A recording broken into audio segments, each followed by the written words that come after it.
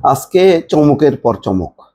বিমস্টেকের বৈঠকে মিয়ানমার বাংলাদেশকে জানিয়েছে যে তারা 1,80,000 রোহিঙ্গাকে ফেরত নেবে। তাদের নাম চূড়ান্ত আগেই করা ছিল, সেই চূড়ান্ত তালিকা অনুযায়ী 1,80,000 নেবে এবং যাচাই করা হচ্ছে যে 70,000 এর পরবর্তী ধাপে সেই 70,000 রোহিঙ্গাকে নেবে।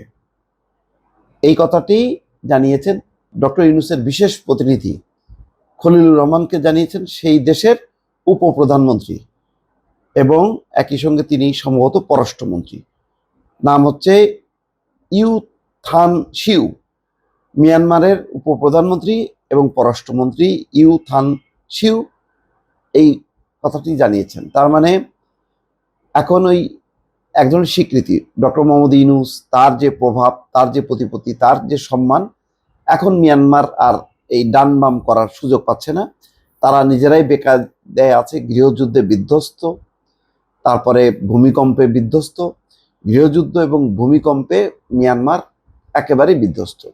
সেখানে কোট টাই পরে তাদের জান্তা প্রধান এসছেন, যার হলো সামরিক পোশাক পরার কথা, তো তিনি এসছেন। তো তিনি এখন তাকে নিশ্চয়ই ধরছে ভালো মতন বাংলাদেশ সরকারের পক্ষ থেকে। তো সেখানে তিনি কমিটমেন্ট করছেন যে বাংলাদেশে আশ্রিত 8 লাখ রোহিঙ্গা তালিকা থেকে 1,80,000 রোহিঙ্গাকে ফেরত নেওয়ার জন্য যোগ্য হিসেবে চিহ্নিত করেছে মিয়ানমার কর্তৃপক্ষ।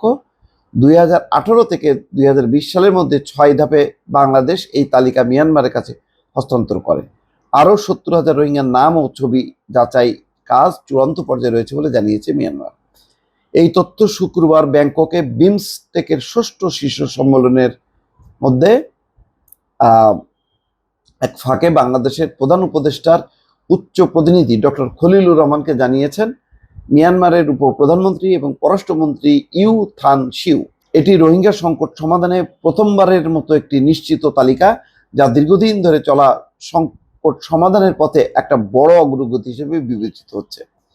মিয়ানমার আরও জানিয়েছে বাকি 5,50,000 রোহিঙ্গার যাচাই দ্রুততার সঙ্গে সম্পন্ন করা হবে। সাক্ষাতে খলিলুর রহমান শোক প্রকাশ করছে ভূমিকম্পে নিহত এবং তাদের প্রতি সমবেদনা জানিয়েছেন। বাংলাদেশের পক্ষ থেকে মানবিক সহায়তা পাঠাতে প্রস্তুত রয়েছে সরকার, সেটাও তাদেরকে জানাইছে।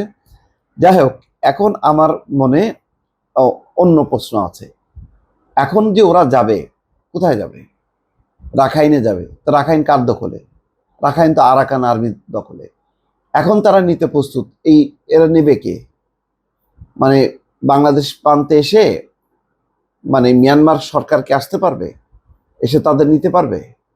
যদি নেয় সেটা তো আরাকান আর্মিকে নিতে হবে। তা আরাকান আর্মির সাথে নেগোসিয়েশন কে করবে? মিয়ানমার সরকার। আরাকান আর্মির সঙ্গে তো তাদের যুদ্ধ চলতেছে। এই জটটা কে মিটাবে আমি বুঝতে পারতেছি না।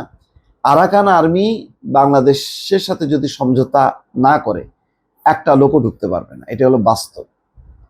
তো সুতরাং এখন মিয়ানমার সরকার দূরে বসে, তাদের রাজধানীতে বসে সিদ্ধান্ত দিল যে ঠিক আছে আমরা মেনে নিচ্ছি, বা ওই বিমস্টেকে এসে কথা দিল যে এখন রোহিঙ্গারা ঢুকলো, কিন্তু রোহিঙ্গারা তো এখন ওই মিয়ানমারের জান্তা সরকারের সহযোগী হিসেবে তারা চিহ্নিত হয়েছে।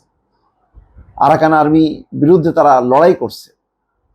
এখন এই আরাকান আর্মি যদি রাজি না হয় তাহলে কি আসলে তারা যেতে পারবে? আমার মনে সংশয় আছে। ফলে মিয়ানমার সরকারের এই সিদ্ধান্তটা, মানে এটা যদি আজকের থেকে 1 বছর 2 বছর আগে হতো তাহলে ঢুকে যেতে পারতো। কিন্তু এখন যে পরিস্থিতি, যেখানে পুরো রাখাইন রাজ্যের উপর নিয়ন্ত্রণ আরাকান আর্মির, সেখানে এই মানে রোহিঙ্গাদেরকে গ্রহণ করতে মিয়ানমার প্রস্তুত, এটা এক ধরনের মানে ধোঁকাবাজি, ভাওতাবাজি হইতে পারে, অথবা একটা টেকনিক্যালি আরাকান আর্মির উপর একটা চাপ তৈরি হইতে পারে, বা অন্য কোনো উদ্দেশ্য আছে কিনা জানি না। কিন্তু আমার মনে হয় না যে এই সিদ্ধান্তের ফলে বাংলাদেশ খুব সহজে ঢুকাই দিতে পারবে মিয়ানমারে। মিয়ানমারের যে রাখাইন রাজ্যে যে অংশে তাদের বসবাস ছিল, সেই অবস্থানটার নিয়ন্ত্রণ হচ্ছে এখন আরাকান আর্মির দখলে। সুতরাং এখানে কিভাবে যাবে, কিভাবে তারা ওখানে ঢুকবে, আমি এই বিষয়ে আমার যথেষ্ট রকম সন্দেহ আছে, সংশয় আছে। দর্শক ভালো থাকবেন। আল্লাহ হাফেজ।